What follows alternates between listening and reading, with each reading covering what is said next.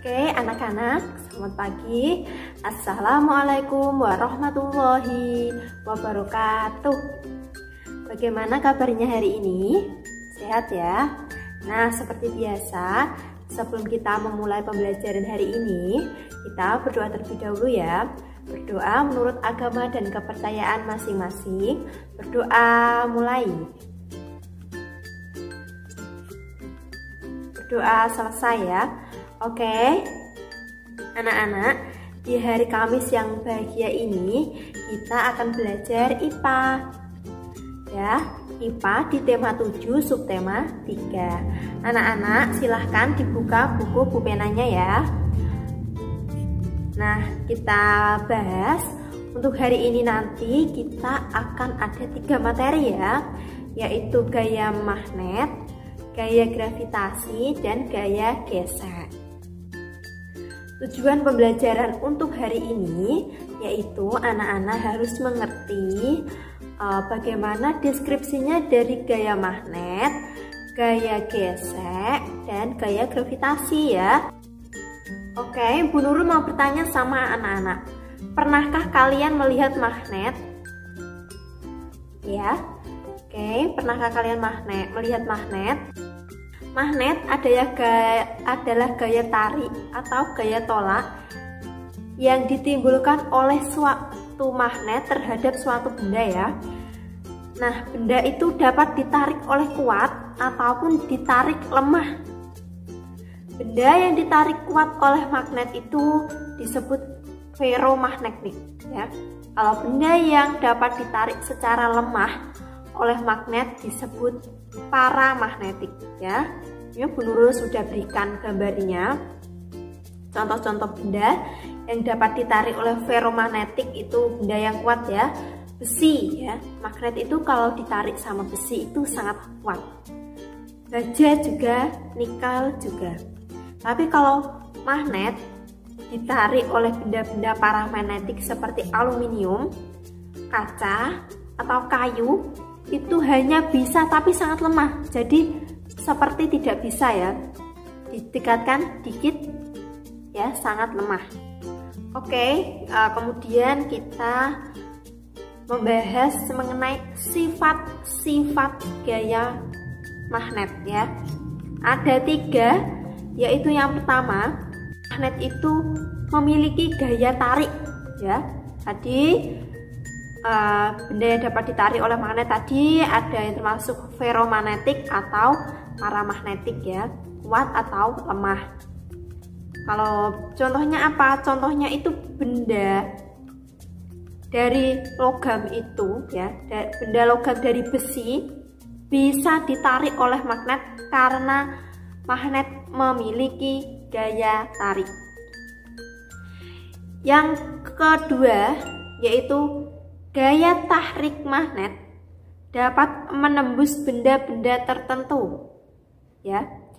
Contohnya saat magnet ya, untuk menarik paku tapi dihalangi kertas, tetap bisa menarik oleh benda-benda tertentu ya. Biasanya itu benda-benda yang tipis seperti kertas, kain tipis, plastik tipis ya, yang dapat ditembus oleh magnet. Yang ketiga yaitu magnet mempunyai 2 kutub, yaitu kutub utara dan kutub selatan ya. Itu terbagi jadi 2, kutub utara dan kutub selatan. Berdasarkan asalnya dapat dibagi menjadi 2, yaitu magnet buatan dan magnet alam ya. Yang pertama magnet alam, itu adalah magnet yang sudah tersedia di alam. Ya, contohnya apa? Contohnya ada bebatuan yang dapat menarik besi. Ya, batuan yang memiliki gaya magnet. Yang kedua, magnet buatan. Itu magnet yang sengaja dibuat manusia. Ada terdiri dari beberapa bentuk ya. Magnet batang, magnet silinder, magnet ladam, magnet jarum, dan magnet U. Ya. B. Gaya gravitasi. Pada waktu lalu kita telah belajar gaya gravitasi. Yang paling kalian ingat gaya gravitasi itu apa? Turunnya benda dari ke atas itu pasti ke bawah ya. Buah apel dari pohonnya selalu turun ke bawah. Karena apa? Karena ada gaya gravitasi atau biasa disebut gaya tarik bumi. Nah anak-anak, sekarang perhatikan gambar tersebut. Ada dua kertas yang beratnya sama namun ukurannya berbeda. Yang satu berbentuk gumpalan, yang satu berbentuk lembaran. Mana yang jatuh terlebih dahulu? Ya, benar sekali.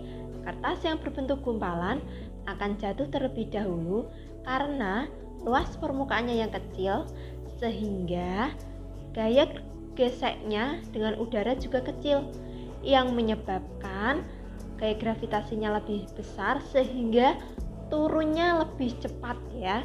Jadi intinya karena luas permukaannya lebih kecil sehingga gaya gesek dengan udara juga lebih kecil ya. Selanjutnya adalah gaya gesek. Gaya yang terjadi jika permukaan benda saling bersentuhan. Saat kamu berjalan, terjadi gesekan antara alas kaki dan jalan. Itu namanya gaya gesek. Nah, makin halus permukaan, maka gaya gesek akan semakin kecil. Sebaliknya, kalau makin kasar permukaan, maka gaya gesek akan semakin besar. Contohnya, saat kamu menggunakan sandal kaca, ya, sekarang kan sudah banyak ya sandal kaca, itu gaya geseknya akan lebih kecil ke jalan sehingga mudah licin dan jatuh. Tapi kalau kamu menggunakan sandal yang kasar ya, ibaratnya yang nggak lurus dan nggak licin, maka gaya geseknya besar sehingga kamu tidak terjatuh. Contoh gaya gesek yang menguntungkan ya, alas sandal dan sepatu itu dibuat dari bahan karet agar pemakainya tidak mudah terpleset ya. Diperbesar gaya geseknya dengan cara alas sandalnya itu terbuat dari karet. Yang kedua contohnya itu sepatu sepak bola. Ada yang pernah lihat ya? Bawahnya itu diberi pool atau yang berdiri-berdiri itu ya, agar saat pemain bermain di lapangan dia tidak jatuh. Yang ketiga itu contohnya terjadi di rem sepeda ya. Untuk memperlambat laju sepeda maka direm. Selain menguntungkan, gaya gesek juga ada yang merugikan. Contohnya itu gaya gesek yang terjadi antara mesin-mesin mobil ya, karena mesin-mesinnya selalu bergesek-gesek sehingga mudah cepat rusak ya. Oleh karena itu harus diberi rolling. Contohnya itu lagi ban mobil ya, sepeda motor, sepeda jika sering digunakan lama-kelamaan maka motif-motif bannya itu akan hilang sehingga licin. Makanya harus diganti secara rutin. Menurut ulas tadi kita belajar gaya magnet. Gaya magnet itu adalah gaya tarik yang ditimbulkan oleh magnet terhadap suatu benda. Kemudian gaya gravitasi yaitu gaya tarik bumi sehingga jika benda jatuh itu selalu turun ke bawah. Yang ketiga tadi adalah gaya gesek ya. Gaya gesek terjadi apabila dua benda saling bersentuhan. Oke? Sudah selesai materi pada hari ini. Nanti Bu Nurul akan berikan sedikit latihan soal ya untuk mendalami materi. Oke, terima kasih atas perhatian anak-anak. Apabila ada yang salah, Bu Nurul minta maaf. Sekian dari Bu Nurul. Wassalamualaikum warahmatullahi wabarakatuh.